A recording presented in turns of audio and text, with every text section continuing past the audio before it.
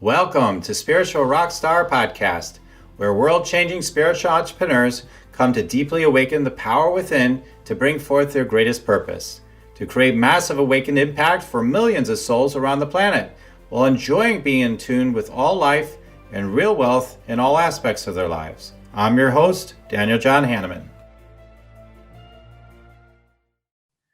Hello, everybody. So here we are again. We've got an amazing, wonderful, uh, incredible being, really, Lorrie Richins. Hello, Lorrie.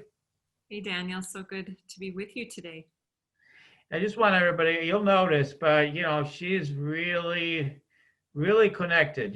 She's got that kind of special sort of frequency that runs through her.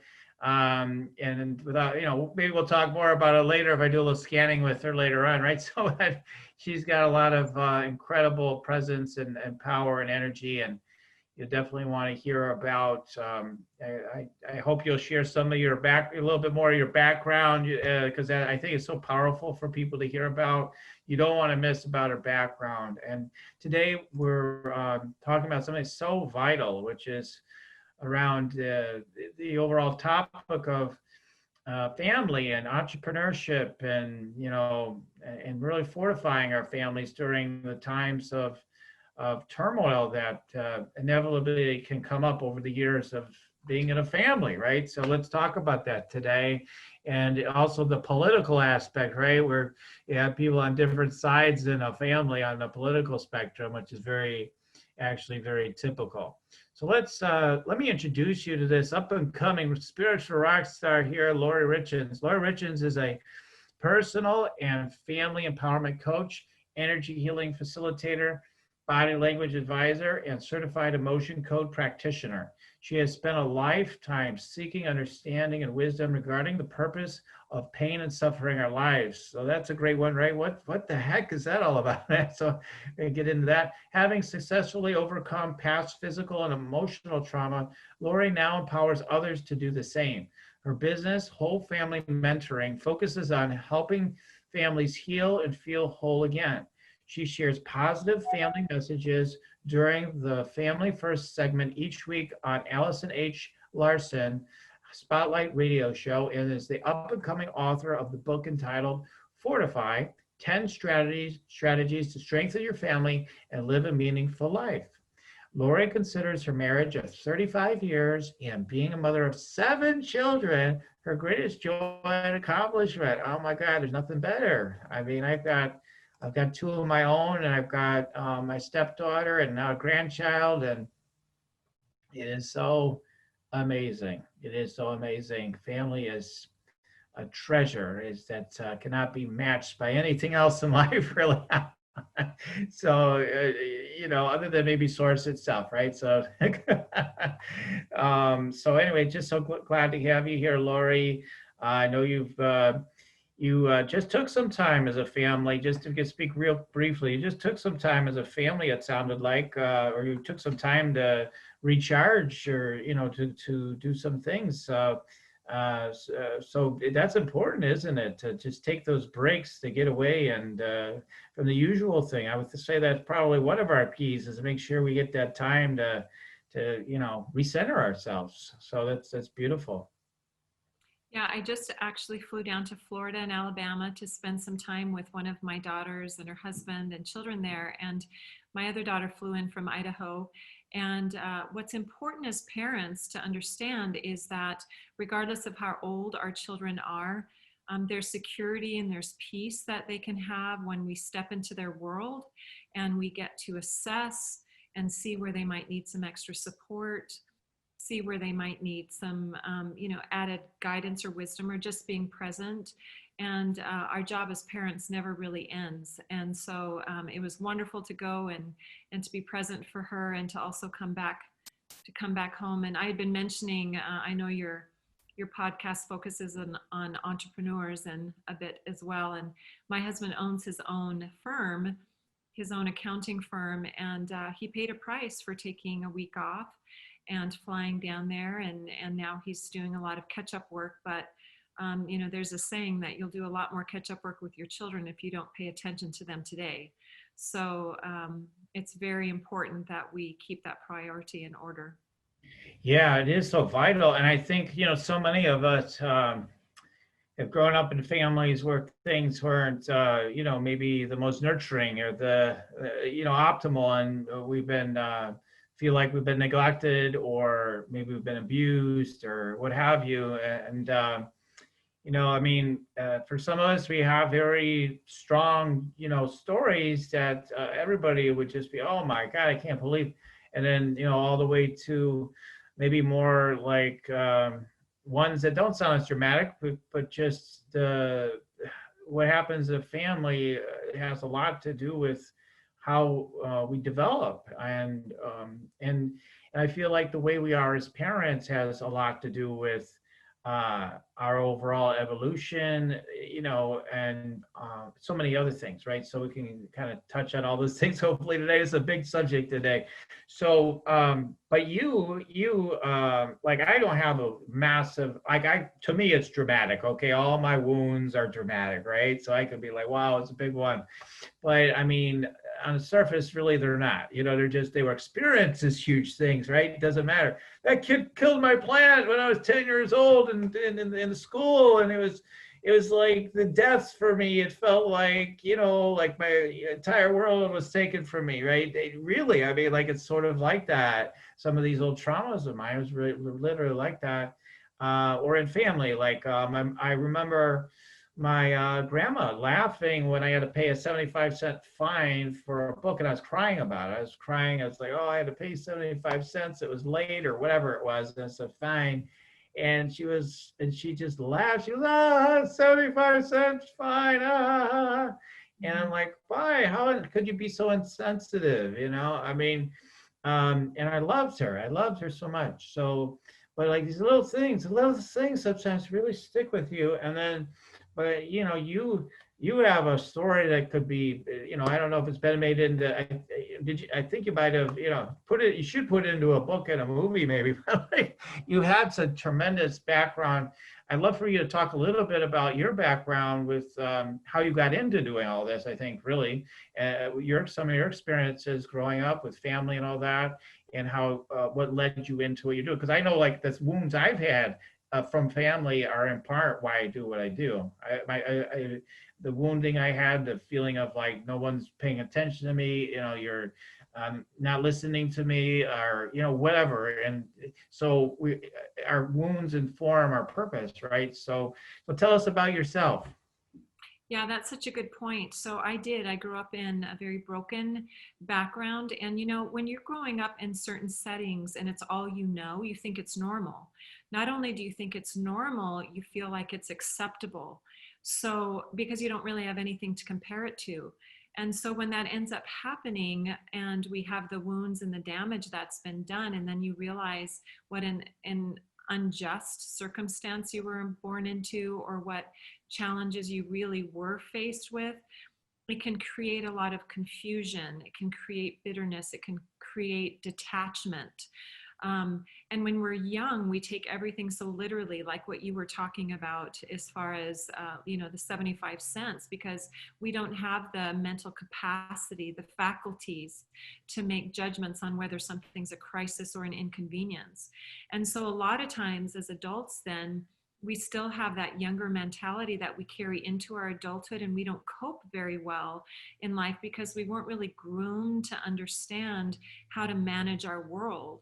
We were in survival mode for so long. And so thankfully I married well. I married at 18, and we were blessed to have these wonderful children. But as I was raising my own children, my 7 children, I would have flashbacks. I would have moments where suddenly I was reminded of myself at that age. And I had to deal with the demons of my past as my children were putting mirrors in front of my face regarding the growth I had yet to obtain and the loss that I had from my own childhood.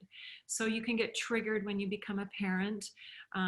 We talked a little bit earlier about what happens too when you come from brokenness, and how that affects marriages, how we're trying to build a business, or we're trying to build a life in our home, and we've got these wounds, we've got these incorrect thinking patterns, or these, we want to stay a step ahead of the pain, and then we sabotage what we have thinking there's something better out there, but we don't know how to step into something better and keep it because we still have these old damaging patterns. So what I realized for me is, once I started making sense of the suffering, once I started to realize that, I gained a lot of wisdom over the years, going through my my dips and my valleys, and coming out the other side. And I realized that as I was recovering and trying to heal, there were some holes in society regarding what was available as far as having resources that could have helped me in my process of healing much faster. And I started to be introduced to energy work and natural modalities, which was very helpful.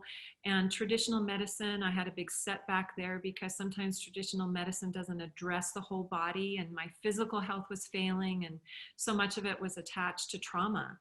And so I realized that there was a hole out there, and I wanted to fill it. I speak the language of trauma. I understand it. I can empathize with it, but I don't pity my clients. Pity just delays progress. So it's really important for me to help to empower them and help them realize that they've been entrusted with some experiences that, though difficult, can propel them into some pretty significant places in life to really make a positive impact. And I help them get there.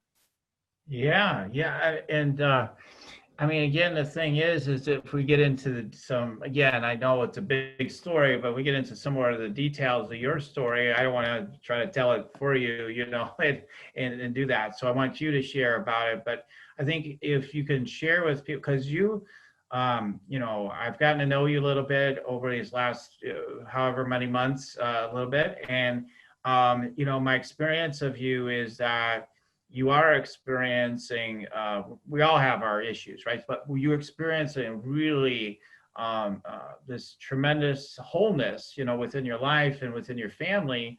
And given where you came from, that's pretty amazing, pretty awesome. So tell people specifically, like, what type of things did you deal with within your family growing up?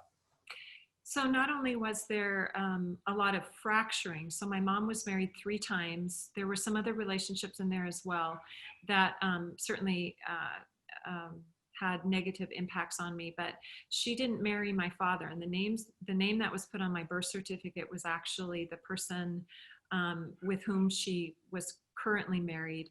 She got pregnant with me during a separation. And so the person she thought was my father turned out not to be. So I spent, years of my life being subject to different relationships of people who would come into our family, different family dynamics, and, different fathers who would bring their children with us. And so there was physical abuse and certainly emotional and other challenges, and some very dark things happened to me. And some of the things that, you wouldn't wish on any child, anyone. And I survived that. But my brain didn't fully comprehend the magnitude of the damage until I was about 40.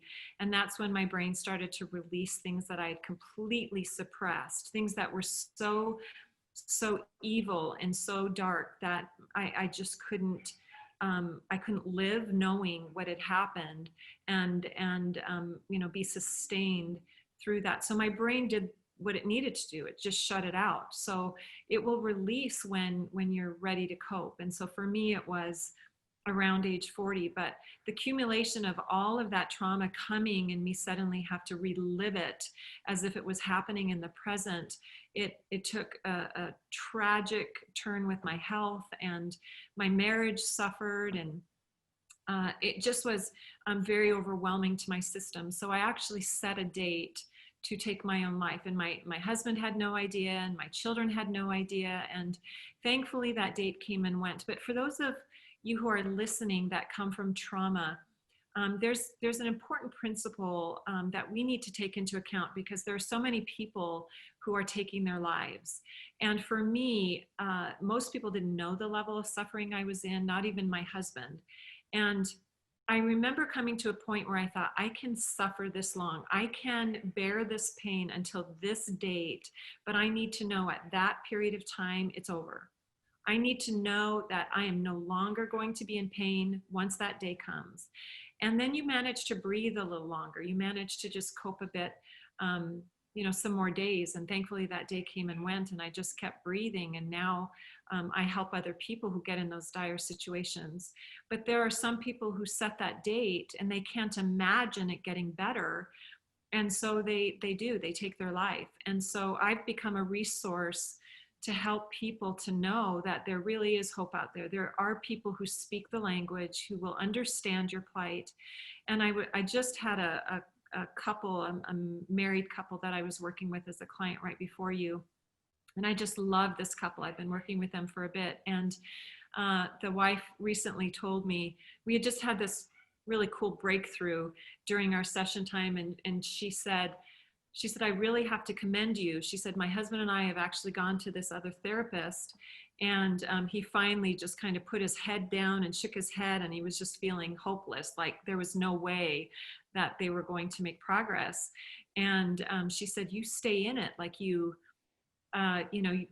continue to help us, and we want to keep going with you. And so that's what pleases me very much. I'm not a therapist. I don't prescribe. I don't diagnose, but I know the pattern. I've lived it. I've overcome it.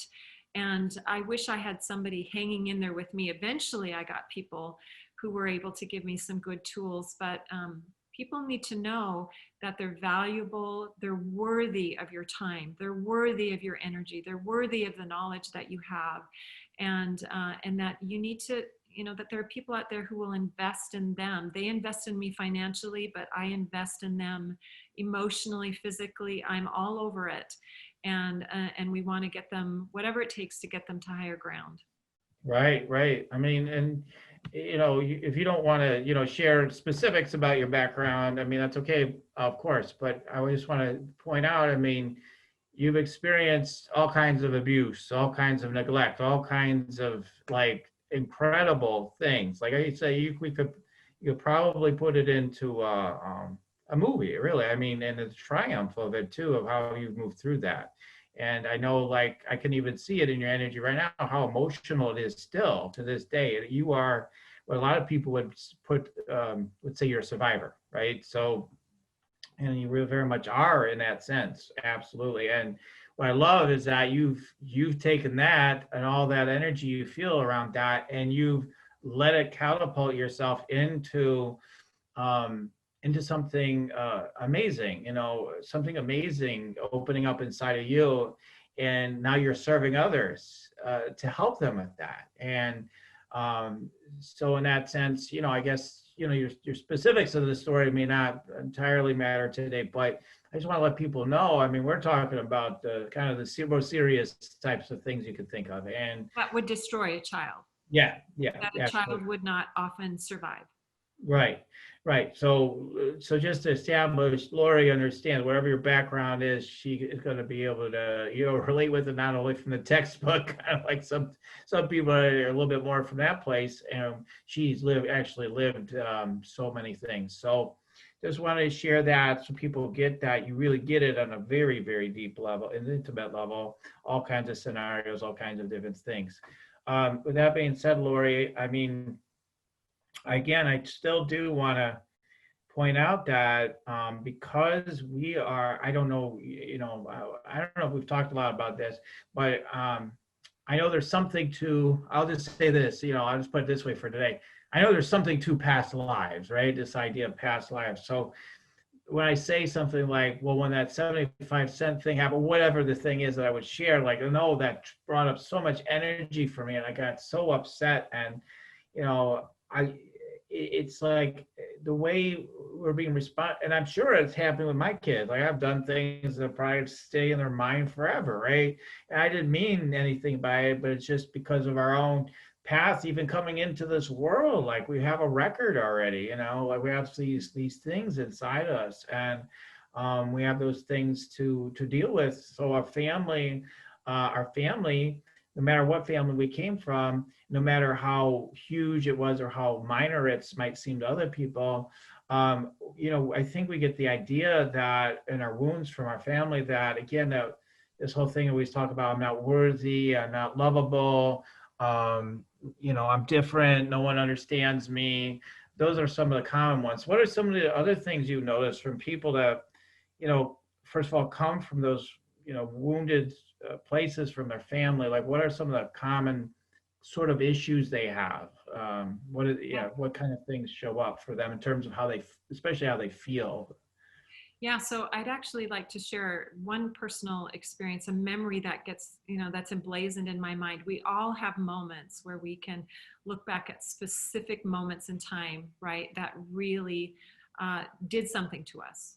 And that record is so clearly imprinted on us, like a scar that still remains. And I remember being a young girl, and my stepbrother threw a wrench at me, and he said, "The only reason your mother kept you is because no one else would have you." And I remember, that moment, exactly where I was, exactly what it felt like to receive that. I talked to my mom about it, and she said that, or she must have heard about it, and she talked to me and said that wasn't true. Well, I ended up finding out later that it was true, and that she had tried to give me to my stepdad, and he couldn't take me. And so what's interesting about that is then you get this belief system, that nobody wants you.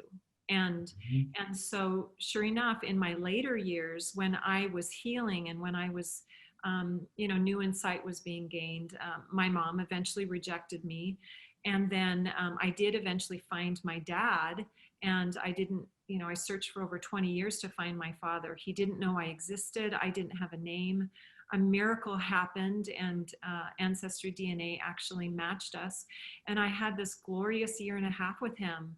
And I got to feel what it was like to actually be loved and genuinely, belonging to someone who wanted me. And it was like a whole new experience where I thought, oh, this is what people talk about. This is what people describe what it feels like to be daddy's girl, or to feel like a parent is calling and checking on you, and you have regular conversations, and like that was foreign to me. And then after a year and a half, again, so many families have these secrets and lies and circumstances and belief systems that they live by. And then when it doesn't match the children, or it doesn't match a spouse, then they sever it. And so my dad moved on without me. And the reason why I wanted to go there is I recently had a client that was from the South, and I had this beautiful interaction with her, and she was talking about what it's like for her to feel misplaced. Like she has certain family situations in her present day age, which is a bit younger than me, but where she feels like she loses her place in line in the family.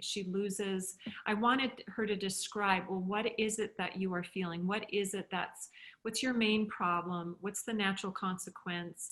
And let's get it written out. So I wanted to have it literally, described. So then when I'm working with clients, I pay attention to every word they use. I want to know what's subconsciously being stated and what's spilling out of their mouth. So when she started using those terms, like, I feel like I've lost my place in line, I feel like somebody doesn't want me anymore, I feel like I'm not as valued, I'm not as important, I'm being disconnected, I'm being rejected, things like that. And one of the blessings that I have as an energy worker is sometimes as I'm looking at my clients, I can insightfully, intuitively start to sense certain things about maybe an age in their life where something specific happened that's still prominent, that's maybe impacting their present. So as I was talking with her, I said, the age 13 keeps coming up. Is there something significant that happened to you at age 13? And she goes, oh, she said, actually, my stepdad she was adopted. And she said, my stepdad had a baby of his own. And I felt like I lost my place. I felt like I wasn't special anymore. I felt like, there was disconnect. And she was using all the same verbiage of what she was actually describing to me in the present. So then my work is to pull that 13-year-old self kind of out to be honored and valued and for that 13-year-old self to hear what she needs to hear, to experience what she needs to experience, to know she has a voice, to know that that season of her life, um, you know, doesn't need to pass without her feeling like she's worthy and of value. And then when you kind of speak and acknowledge, that season of a person's life, it's like they can zip up to the present and they can feel whole again. And then we'll talk about something else. And then I might say, okay, I'm feeling, did something happen at age 7? Let's talk about age 7. And then that's how I help people to feel whole, because we deal with the holes in their heart and their body and their soul, and we fill them up until they feel complete again. Right. Yeah. So it takes all different flavors and colors and types, right? But I think, yeah, it can so it can show up in different ways, I think. But that it's unlovable, unworthy, the misplaced one, that's an interesting one, to feel like maybe you're almost an imposter into your own life. People have no clue how I'm feeling or who I really am, and they're married and they have a family, right? So that's, I think, a more common one than people probably realize. So if you're feeling that, realize you're not alone. There's more people like you out there for sure. And so, with all that being said, I mean, one of the things you said that I wanted to return to was, I thought it was very like an insight for me to into people's behavior. Um, the way you said it, you said you're always trying to stay one step ahead of the pain, in how you're operating, and that's so true for people that have experienced pain or abuse in their life. I mean, you never know when things are going to blow up, right?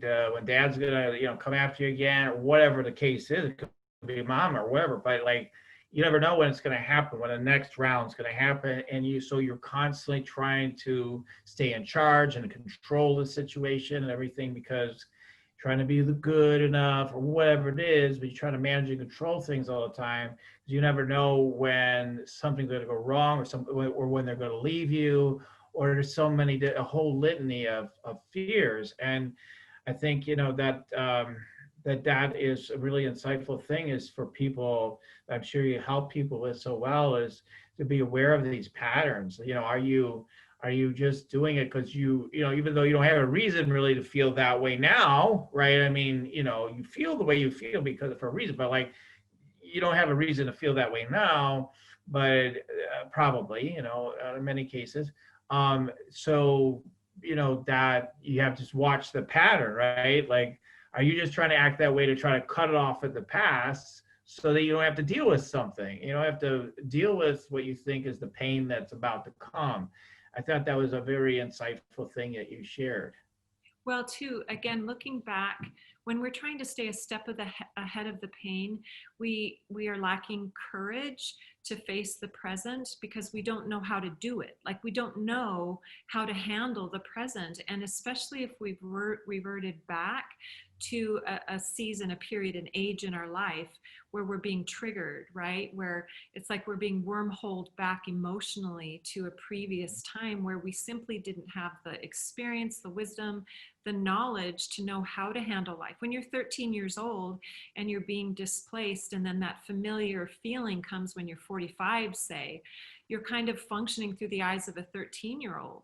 And so I help people to kind of come back to their present so they can see and function in their in the state that has the pearls, that has the insight. And if they're lacking it, I help to, help them to discover it. And what I found, a good life coach, we live in a day of megaphones and force, and I'm gonna get you where you need to go, and we're gonna climb this huge mountain. And I'm very different. What I realize is that there's kind of a lack of that maternal nurturing. I've got you. I understand. We're going to go through this together. I know this is difficult. I'm not going to pity you because I have confidence in where you're going to go, but I know this hurts right now.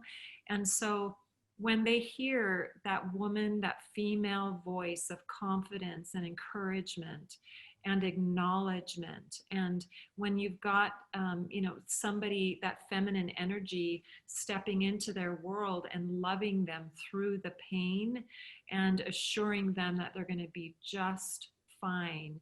Yes, I know this is difficult, but when we get to the other side, it's going to be so rewarding, and you can handle this and more. I know you can. When they hear things like that, those are the things I wish I had heard. Those are the experiences that I wish I had had to get me where I need to go. And because so many families are broken, a lot of mothers didn't say those things to the children. A lot of fathers didn't properly care for the children. They don't even know what that feels or sounds like. And then when they have it, I turn into kind of a surrogate mother. And no matter how old someone is, it can be very rewarding to hear that. And I'm going to give one example. I actually one of my clients was a personal aide or a guard, I think, to President Reagan. And just an amazing man. He was older than me. He was about the age of what my dad would be. And he had had a difficult past. He had had abuse. He had had some really terrible things. So he went into the field of guarding and protecting other people. Yeah. And you had alluded to the fact that our careers often become, our result of previous life experiences, right? Yeah. So it was interesting. I happened to run into him sometime later, and when he saw me, he just wrapped his arms around me and he just took me in. And he was so grateful to have somebody, even though he was older than me in the age of, my father, he was just so grateful to have somebody who understood his circumstances, to have somebody to nurture him through that, to energetically balance him, to help him not to be, stuck in that place of pain. And and I also remember when he wrapped his arms around me, I remember thinking, oh, this energy from like a father figure is really different than any other energy I had experienced. And I thought, I wonder if that's going to be what it's like when I find my dad, like if I find my father. And so as we age, our energy changes. And so I realized what a gift fathers have when they properly, affectionately care for their daughters. I had that briefly, and it was so wonderful. There's a book called Strong Fathers, Strong Daughters that I highly recommend, and it talks about a girl's single most impactful influence in her life regarding her sexual conduct, her education, whether or not she uses drugs. It's so many of these ailments in society break down to the family, and Yeah. this therapist said that the single most impactful influence on a daughter is her father. Yeah. Yeah.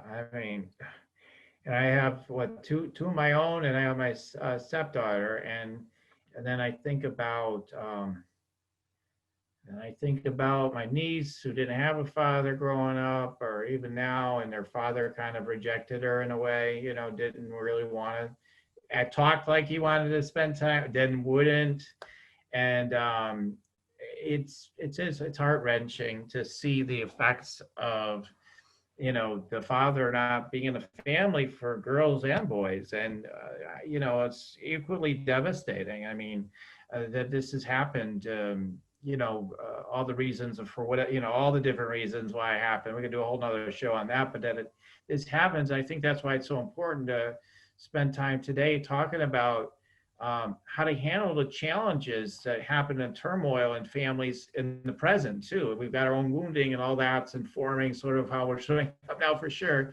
But to get present, with support of someone like yourself and just learning to practice, recognizing our patterns and coming back to love and wholeness, and rather than into our patterns. And I know, like for me, being a spiritual entrepreneur, I think one of my patterns has been within the family would be to try to be, and I'm a Leo, I guess that's maybe a little bit of it, but like to just show them how amazing I am, right? I'm going to crush this, I'm going to crush that. And then because I didn't necessarily get that sort of recognition earlier in my life. So now I'm going to show you My other family members are supposed to be all that. Well, watch me. And even though I had accomplishments as a kid in certain ways, but now watch me roar. And so, these things they carry on. And I think some people with these wounds, we talked about it before we came on, for spiritual entrepreneurs, as we start growing and developing, and we do actually start moving through some of these wounds and some layers of it, aspects of it, we can start feeling like, well, I don't know with who I'm with anymore, with my spouse or my partner, etc. And that creates a whole nother set of questions for people. So um, I just feel that it's so important. Personal, this is my personal viewpoint. I do know that there may be good times for people not to be together anymore, absolutely. But I also feel that so many times we just don't use it as another opportunity to deepen our own personal growth and development. And we're avoiding something in it. And I think that that's some of the great work you're doing for people, because I think sometimes, again, it's not, black and white for me in this case, but sometimes as we're growing, it's not like, oh, just leave somebody. Sometimes there's still more work to do here that can keep deepening us for a lifetime if we'll let it. But we want to escape it, want to go over here and do this and do that. And it can be fine. There's listeners have done that. They're perfectly happy with what they chose. But there is a devastation, especially if you have kids and you have a family, there is a devastation to that. And then again, sometimes it could be better for them not to be together. So with all that being said, I'd love to explore that topic a little bit more. I think that we can. Is and there's so many subjects we could get into today, but that's one I wanted to share. Is like, as we're shifting and growing and changing, how do people kind of answer that question for themselves? How do I deal with the fact I'm changing and maybe seems like my spouse isn't, or things like that? Yeah, thank you for that. So I want to go to three different layers. So Yes, yes, to build on where you were before, it's yes. interesting. Some years ago, when my husband and I were first married, I was driving along with him in the car, and I remember being in the passenger side. We were in a van, and I said multiple times to him, I said, honey, if I did this, would you leave me? Mm-hmm. And Brian, if I did this, would you leave me? And I was programmed, because of the relationships that I witnessed in my family weaving in and out, and multiple divorces and so forth. I just knew that something was going to create a break somewhere, and I wanted to know what it was. What would I have to do for my husband to leave me? And so it was interesting. I'm so glad I vocalized it, because my husband is an accountant. He's very objective, non-overly emotional. And I've never heard him use this word in my life before, but he finally just looked over at me and he said, Lorrie, I am never going to leave you. That is a moot question. And you don't need to ask me that again. And I remember, like, he was so convincing without being dramatic at all about it. I knew he would never leave me. Now, interestingly, fast forward multiple years, I've been married 35 years, and fast forward multiple years, and my own pain caused me to want to leave him. He was staying the course, but I was ready to go. And I just kept thinking, there's got to be something better out there. There's got to be something. For me, the core issue was we had had a major trial, and my husband had never experienced something like that before. And I felt unprotected. I felt unguarded. And suddenly that left me feeling like a child, where I hadn't been protected by the person who should have been, guarding me. And so it was this blurred line. And so the reason why I share that is, it's really important to know it's normal when you come from a history of brokenness. I ended up with 19 siblings after all these different relationships with my parents. And I'm the only one that belongs to both the mother and father, and they never married. And so that's a lot of, a family dynamic that is very out of order. And so, having said that, people need to know it's normal to feel like your spouse is going to leave you if you've experienced that multiple times. It's also normal for you to want to leave if the pain is so consuming and your spouse, you feel like your spouse isn't serving you well. Well, one of the points I try and make is it's not the spouse's job to fix your problems. They don't have the skills, they don't have the knowledge, they don't have the understanding of what's necessary. You cannot rely on your spouse to know what to say or do because of the damage somebody else did to you before they were even in the picture. And so it's unfair to them to have to pay the price for what somebody else did to their wife or their husband. So get the support that you need, get help, get somebody who knows the language, who understands the problem, who can recognize the signs where the bridge starts to break, where the weak links are, and then utilize that service. I'd be so happy to serve your audience members and to be a resource for them, because families need not break. In the numbers that I'm seeing in society, families need not break if they know what's available to them. But like anything, there's one price or another you pay. I paid a tremendous amount of financial investment later trying to get the help that I needed, and of course with all of my training. And so there's a price you pay either where your family suffers or you financially invest in yourself to get the help you need. So you have to decide what price you're willing to pay. And I hope that the audience members know that it's better to invest financially and the time and effort it's going to take to keep your family whole, or to create a whole family, so that next generation can experience what it's like. Because we have too many generations that right now of walking wounded, who are not making good choices in society, and society's paying a price for it. And we need to give them the experience of what it's like to be in a proper family dynamic. Right. I mean, honestly, we talked about this. We're going to touch on this. This could maybe the last sort of, area to go to today. I love, because probably there's a lot of energy up at the time this is going to be aired, still around the election. Okay. So, and that is a very decisive situation for families. Like I mentioned, I'm going to a family get together tonight. I know people are going to want to talk about it, and we're going to have to tell them, hey, we're here to celebrate something today. We don't want to get into this dicey stuff like that. But it's at the dinner tables now. It has been, and now with it being even stronger, now that each side feels like the end of the world's going to come. With whatever candidate gets in office. I mean, it's never been like this before. It's never felt this intense. Not even the last election felt this intense. So it's just off the charts. Never in my lifetime has it been anything like this. And so, but when you look at it, to demonstrate to people the importance of this even more, to underscore it even more, if you look at both of the candidates, okay, that still candidates at this point, is you look at Donald Trump, we'll go square to each one. This is no,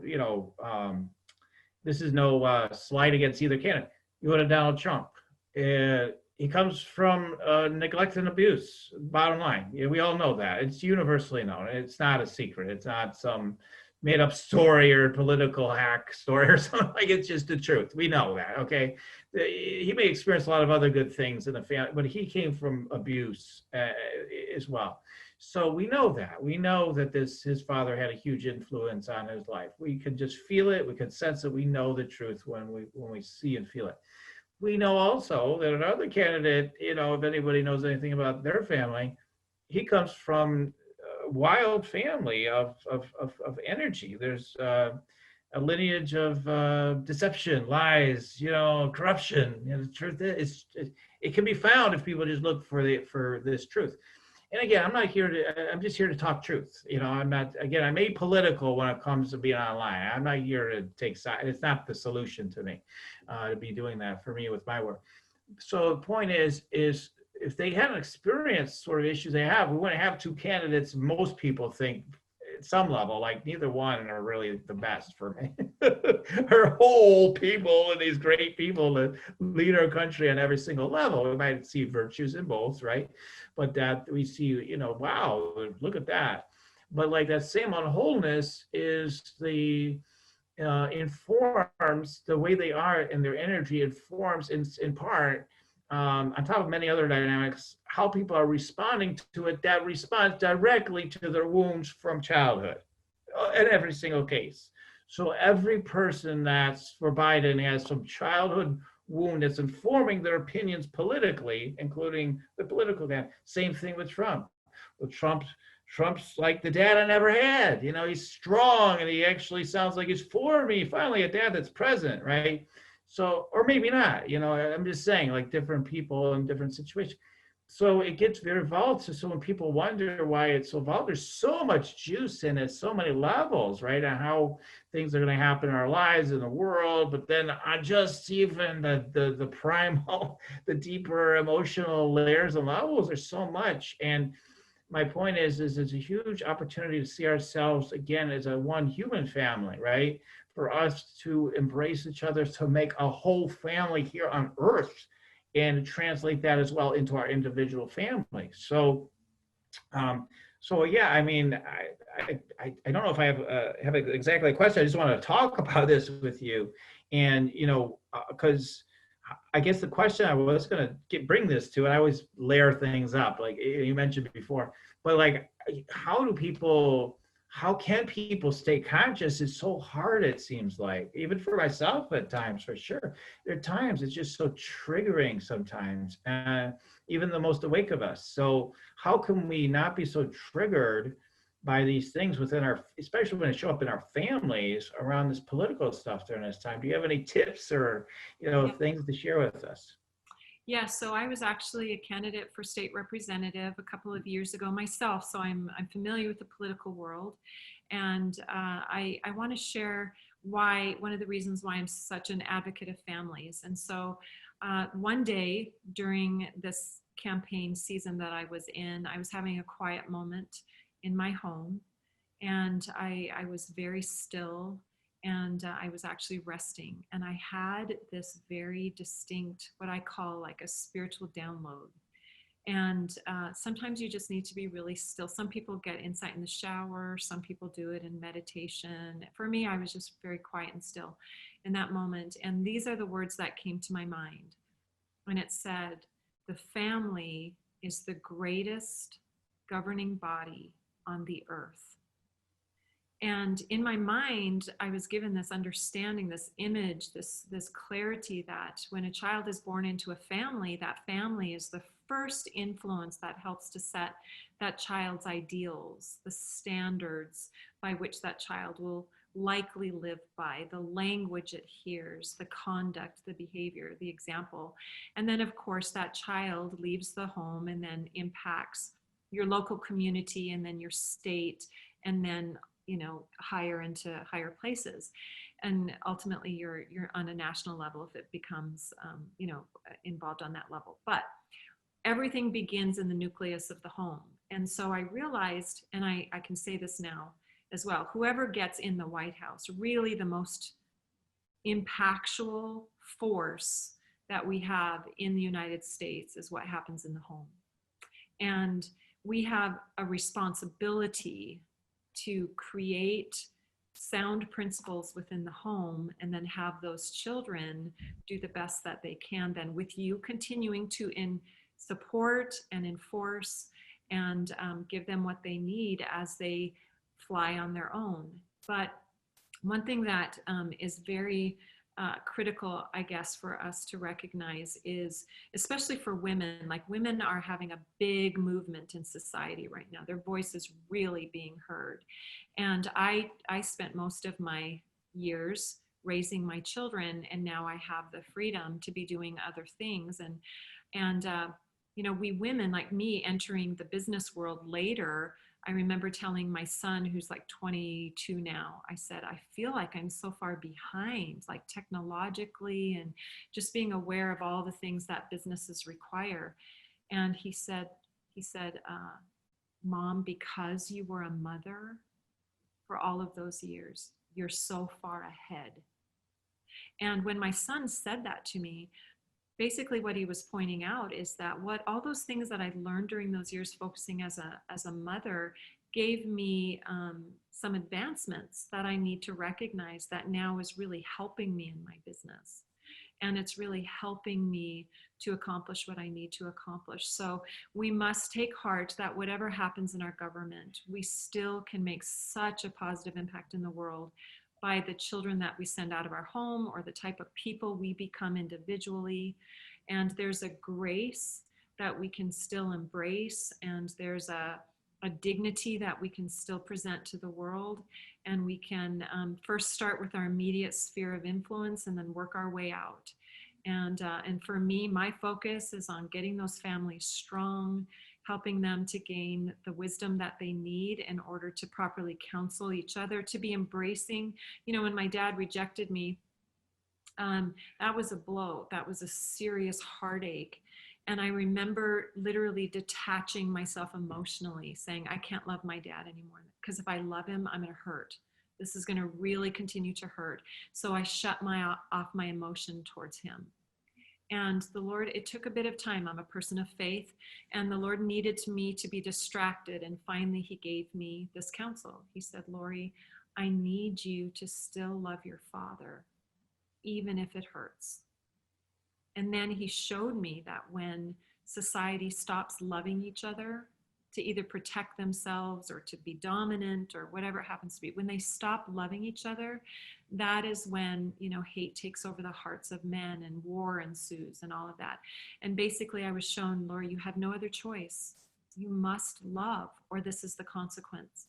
So regardless of what's happening around us, whatever differing opinions we might have, we can, with grace and dignity, associate with one another, and we can love one another with pure intent.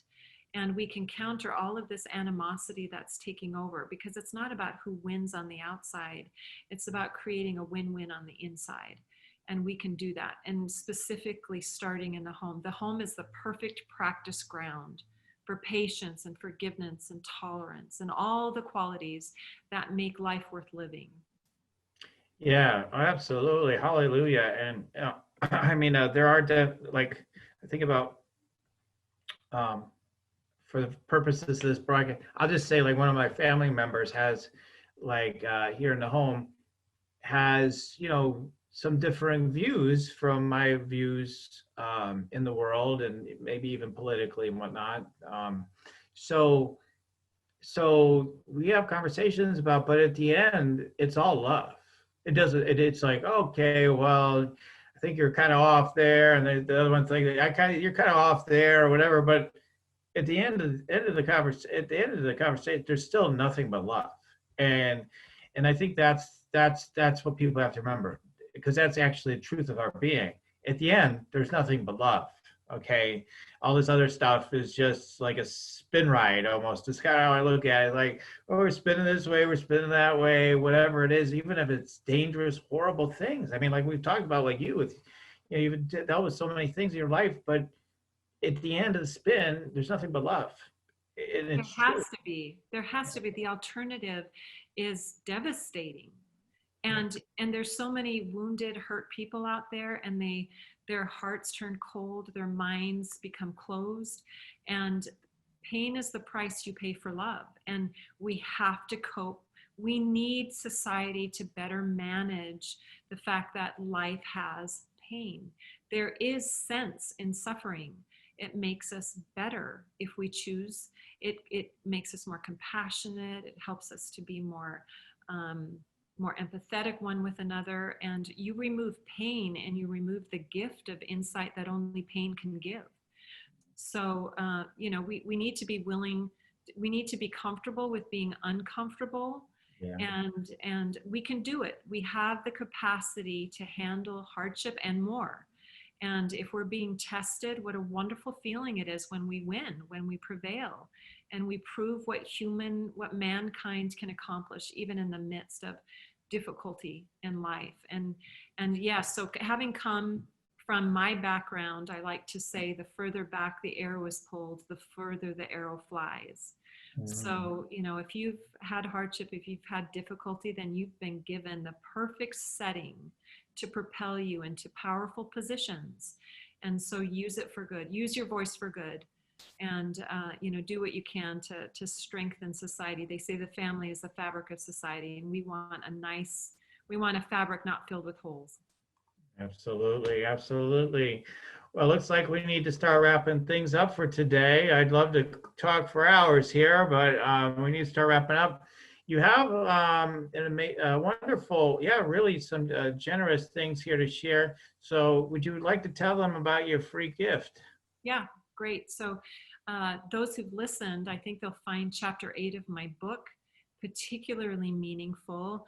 I've used it many, many times in my mentoring with clients. So I would be happy to give my email address, wholefamilymentoring@gmail.com, or you can go to my website at wholefamilymentoring.com and contact me through that. And I'd be happy to mail you chapter 8. It's on relationships, and it's about leading your heart rather than following it. You need to take charge of your future, which means you manage the feelings within your heart. It's a great chapter, and I'd love to offer a free session to anyone who feels like I could be of service to them. So it would be about 45 minutes to an hour, and it would be an honor to support them in whatever their personal needs are. Awesome, awesome. So again, your email address? Is wholefamilymentoring@gmail.com. And yeah, I can even give my phone number. So it's 208-550-2942. Someone would like to text me, and just know, when I talk to my clients, sometimes they feel so hesitant to share their story. And I say, there's nothing you could tell me that would surprise me, because I've probably lived it and worse. And so they're in very safe hands.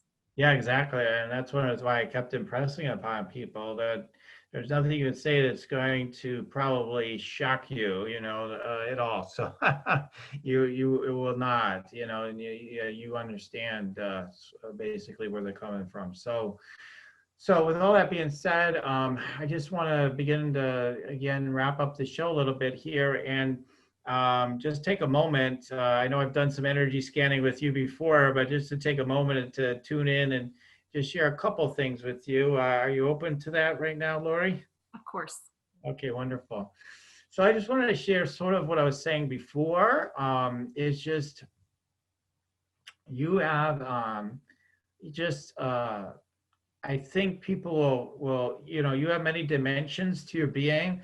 And I think that, people, when people really connect with you more deeply, they would even get a stronger impression of the depth of your presence, even more so when they're one-to-one with you. And I just can't overemphasize to people that there's a heaven sent connection you have with source that reverberates in your body and your energy, and that you've always carried through this life. And because of your wounding, you're hypersensitive to things, and including what people's needs are. And it's also super attuned your intuition and your psychic ability. So those are huge gifts that you give to people. And you've learned to use your voice very powerfully and very articulately as well. So yeah, so when you speak, people are really they feel safe, they feel like they can share anything with you, right? Based on your presence alone. So I just wanted to share those few things. Yeah, so you've got incredible intuition. We've talked about this before. And yeah, and so yeah, just continuing to harness that gift and double down on it is going to be amazing. And sense of leadership too. I wanted to share that briefly. That there is huge leadership for you, and you've felt that, you've gone for that, so to speak, and you are doing it already, right? But you have larger and larger levels of leadership to bring forth, and and yeah, and I'm looking forward to just seeing how that unfolds for you in your life. It's amazing. So anyway, so I'll just leave it at that for today, Lorrie. Yeah. Okay. So any quick thoughts on any of that or reflections? Well, I just want the audience to know what a special session I had with you, where you got to serve me, and how much I appreciated the knowledge and wisdom that you gave me. So I hope they realize what a resource they have in you.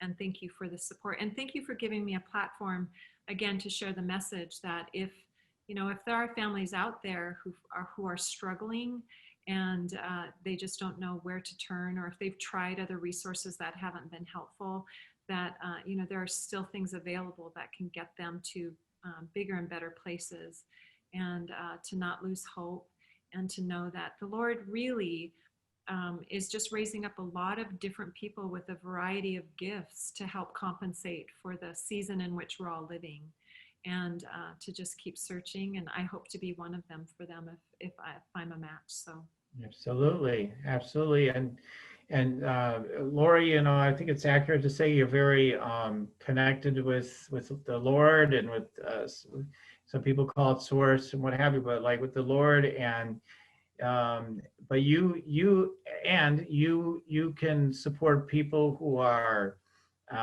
Christian because you're Christian, and you can support people who are not Christian, that in either case. So I just want to let people know that, because sometimes people wonder when they hear language, they probably wonder, what does that mean? She's very, very spiritually based, and she can rock and roll with people who are Christians and people who are not Christians. It's the same. She's universal love. So I just want to make sure people are clear on that as well. Okay, great. Well, with that being said, again, you can reach her at wholefamilymentoring@gmail.com, and she gave her number earlier. And then if you want to check me out, you can go to yoursacredpurpose.com. I've got my Meditate, Make Money meditation, get attuned to what's wanting to happen through you for your purpose, your awakening, and your money through that. And also you can receive one of those amazing energy scans through my 30-minute energy scan consultation. Just fill out the application at yoursacredpurpose.com and you'll be considered. I do tune in to see if we're meant to meet or not.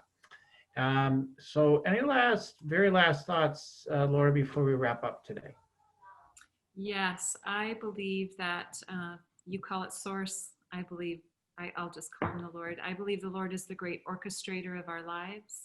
Mm-hmm. And that beautiful things are unfolding with so many people. So with the negative things that seem to permeate us through the media or whatever it is that might kind of lower our energy or our hope levels, I'm a witness that miracles are happening still every day. I see them constantly. And for us to take heart that the future still has some wonderful things in store for us. Yes. And so it is. All right. Okay, great. Well, awesome being with you all. And you keep on tuning in here, and we'll keep on rocking it here at Spiritual Rockstar Podcast. Till next time, everyone. You're listening to Spiritual Rockstar Podcast. Stay tuned for our next upcoming new episodes each Wednesday and Saturday. Please be sure to subscribe, rate, and review to help us to serve you best.